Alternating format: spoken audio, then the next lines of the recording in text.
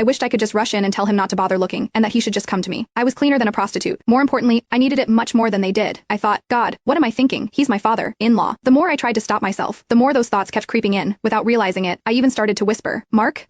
Mark? Harder. Do it harder. The forbidden thrill and the madness of it all made me feel more aroused than ever. I got carried away as my hand moved faster and harder. I did not even realize how loud my moans had become. The bathroom door gently creaked open. I was so horrified I felt the color drain from my face. I immediately stopped and opened my eyes. I tried to clamp my mouth shut, but a desperate moan still slipped out before I could stop it. Our eyes locked. I wished I could just disappear right there on the spot. The person standing in the doorway was not anyone else. It was Mark. When I saw the way Mark's gaze darkened, I realized my nightgown was around my ankles. I had moaned so loudly just now. He must have heard everything from outside the door. Seeing me in such an embarrassing state, even an idiot could guess what I had been doing. I really should just die. He was my husband's father. He was my father-in-law. I had just been touching myself, moaning his name, begging him to go harder on me. He must have heard it all and figured out that I had just been getting myself off while fantasizing about him. We lived in the same house. We would see each other every day. How was I supposed to face him after that? He would think I was nothing but a cheap, desperate woman lusting after her own father-in-law. Panicking, I quickly pulled my nightgown up to cover myself and hide the mess I had made. My face turned bright red with shame. I lowered my head and said in a low voice, Mark, I'm so sorry. You won't think less of me, will you? No, Mark replied softly. His voice was full of concern. But are you having problems with Gordon? Why are you? Thankfully, he did not mention me moaning his name. Whether he really had not heard or was pretending not to, I could not tell. I was stammering with my face still flushed. Beads of sweat were beginning to form on my forehead. Just thinking of the way Gordon had looked at me, the torment of those nights made me want to just spill everything and ask Mark for help. However, no matter how badly I wanted to tell him, the words would not come. Tell me what's going on. Maybe I can help. He walked closer and gently patted my shoulder. He looked at me with such warmth and told me not to be afraid. His steady, mature presence and reassuring calm suddenly gave me the courage I had been lacking. Finally, I lowered my head in embarrassment. My face was burning as I spoke in a voice barely above a whisper, stammering as I confessed my shameful problem to him. He seemed a little surprised. He said the birthing muscles had a strong ability to contract. Usually, even after a tear and stitches, it could recover. He said what I was describing was extremely rare. Here's what we'll do. Let me take a look and see exactly what's going on. I blinked thinking I had misunderstood him. I had mustered the courage to share my condition with him under his encouragement, but to show him down there was a line I could not cross. Noticing my hesitation, he reassured me with patience. It's completely normal to feel embarrassed. I know I'm a man, and I'm Gordon's father, but I'm a doctor, a gynecologist.